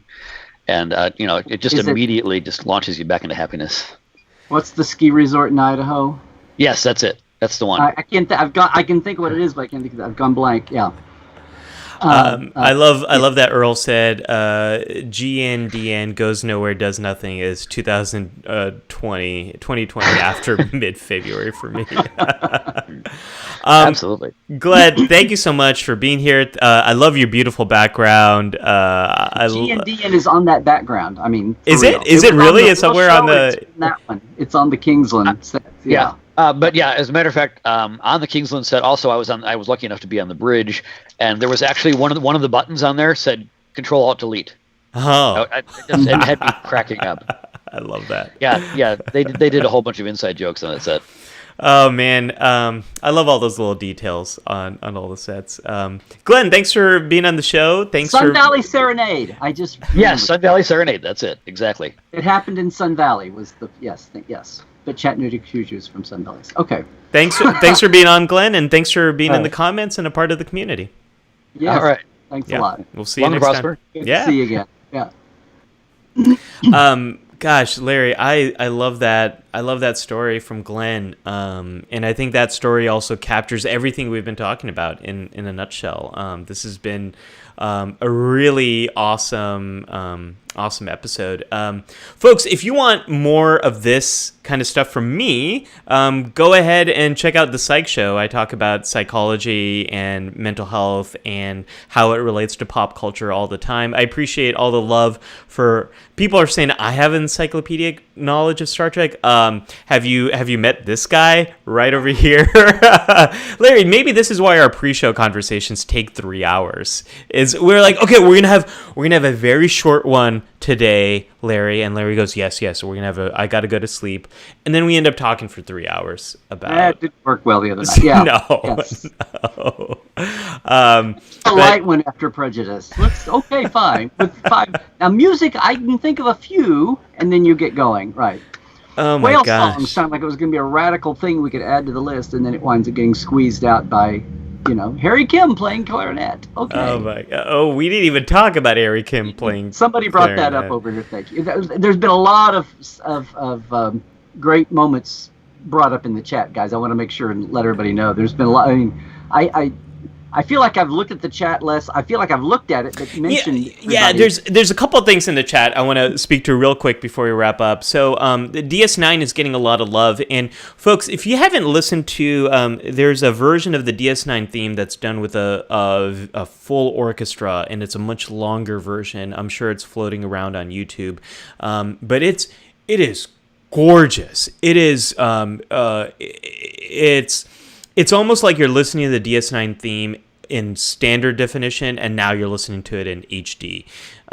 So check out that full orchestra performance of Deep Space Nine's theme if you haven't listened to it. And Larry, a show that I have very mixed feelings about, Orville. A lot of love about how much it's really its theme is really a nod to the Voyager theme. And there's a lot of discussion happening about the Orville. Have you ever watched Orville, Larry? Have you gone? I've watched it from the beginning, and a lot of the Trek people, Brannon and Dave Goodman and Andre and Marvin Rush was a DP in the beginning. They brought him in to help establish the look, and Doug Drexler is now working on the Hulu season of the Orville. There's a lot of Trek DNA there, which was Seth MacFarlane's intention, because that's what he wanted. He wanted it to be, like all good Star Trek, he wanted to be exactly the same, but totally different. I think the trademark and licensing attorneys were looking for that as well. But no, I enjoyed it. It's gotten better over time. It was very cringeworthy. I was determined to watch it. That's why I stopped. The fart jokes, I watched the first 2 episodes, and I was like, not for me. It got much better. Yeah. Everyone is telling me it's more episodic Star Trek. So if you've been turned off by the more serialized storytelling of Star Trek Discovery, or maybe even Star Trek Picard, that this is the show to check out. So, I should do that. It's on my to-do list, but like, honestly, it feels like a to-do list. Freeze dry 1994, 93 Next Generation, and then thawed out in 2019, and that's what you've. Somewhere magically, a few things have modernized, but basically it's, yeah. That sounds strangely appealing to me. A little disgusting, but also a little appealing to me. So maybe I should check that out. I think almost anything that was originally freeze-dried before 2020, if it's thawed out now. Oh, yeah, that's true. We haven't. There's so many more nooks and crannies of the Star Trek universe and of music that we could get into here that we haven't had a chance to get into. But I think the comment section has been just really knocking it out of the park here on this episode. Larry, where can people find more of your work if they'd like to explore more corners and crevices of Trekland? Of Trekland. Well, LarryNemecek.com is kind of the hub for everything. Portal 47 has its own page at portal47.net, but everything is there at my website. Larry Nemecek's Trekland, where a lot of you are watching live right now, is the hub for Facebook, although a lot of my projects have their own page. It's at Larry Nemecek on Twitter, and it's also at Larry Nemecek's Trekland on Instagram. And again, if you want to have a long conversation about whatever you want to have a conversation about, if you can make it over to, I don't know if you've still got the slide handy, this Connected Con, Community Con tomorrow, me and a lot of folks are going to be involved with that. The vendor room, virtually, everybody has their own Zoom room, and you can wander from room to room, is from 3 to 6 Eastern, noon to 3 Pacific. And Sid is going to kick it off a half hour before that, and then there'll be some after vendor things too. It's going to be exciting, and I'm waiting to see this dynamic play out with new people, with familiar faces and all of that. But if you want to come and chat, there'll be 3 hours. I have one thing planned at 1 o'clock. I'm going to pull a scrapbook of digital things off the wall over here and just go through it and play show and tell from a scrapbook of graphics and things. So that's fun. But other than that, it's like wide open. And of course, Trekland Tuesday is live at 1 o'clock on Tuesday. And the last 2 weeks of Nonfiction Friday is a Zoom meeting at 3 o'clock on Fridays Pacific, 6 Eastern. So I check want out to that Facebook page if you want to see it. I want to also promote Alexander Sadig has been doing a wonderful free events for anyone who wants to join. I forget what they're called. Larry, maybe you remember the name. Well, his fan group is called Sid City. Yeah, Sid City. That out you can find. Yeah, exactly. Yeah, so look him up. He's been doing these free Zooms. And he's been doing a wonderful job of creating community for free online. I mean, it's so if you're a fan, wide open panel. It's like an Ask Me Anything show, like a weekly. Yes. Yeah, and so if you're a fan of Deep Space Nine or just want to support him and his work, definitely check out Sid City. Really wonderful what he's doing. I love how he's just opened things up that way. Larry, this week we have no idea what's coming next week. No clue at all. But you can help us to figure that out. So if you want to make your voice... me, he means you. Yes. Well, I hope it means you, because I'm really tired right now, and I don't want to do any prep work. So maybe, Larry, you could just prep next week's show. But if you'd like to make your voice heard, join our Facebook group. It's a place for us to hang out during the week. And one of the ways that Larry and I love to use it is to get your feedback about what you want to see us talk about. This episode all came together because someone recommended it. Someone recommended... Yeah, someone said, why not do music? And then people in the comments were like, yeah, let's do music. And Larry and I were like, okay, let's do music. And you voted on it. Yeah. Yeah, but so good. There is a poll... between Monday and Wednesday, there's a poll. We'll put 2 or 3 ideas of our own, but it's Facebook and it's open to, you can add your own options in. So go to facebook.com/groups/LifeSupportLive. That'll get you to us. If you're in Facebook, just type in Life Support Live and you'll get there. And just a reminder, we're going pretty exclusive to Trekland for these live streams and on demand. We are in the process of releasing these episodes as a podcast. Speaking of music, Larry, you and I have to figure out a theme song for the podcast, so that's on our to-do list. Okay, so we can take suggestions on that too, I'm sure. We will do that very shortly. But it's not going to be Sabotage, I can tell you that. How about Clayton says, how about a show about the mentally ill how the mentally ill are portrayed in Star Trek?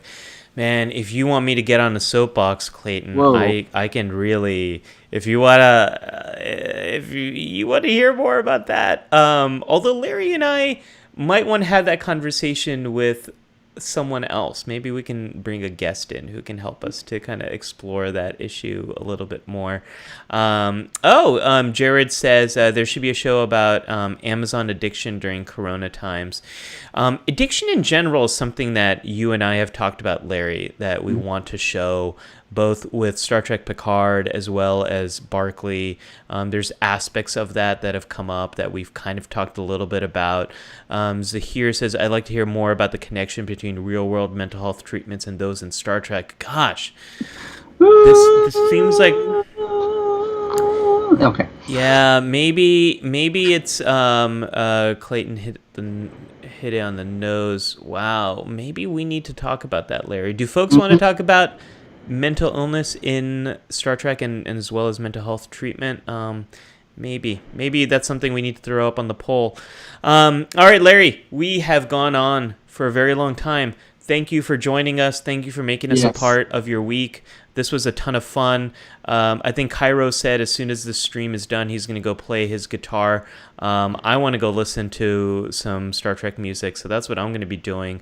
I'm going to drag my whole family into a little bit of a Star Trek listening session. So thank you, folks. Until next time. Yes. Hey, everybody, if you can, we're not doing... Yes. Like, subscribe, and share on my YouTube channel if you can, as well as Ollie's, even though we're live here. But I'm so glad everybody made it. Trek well, everybody. Trek well. Live long and prosper.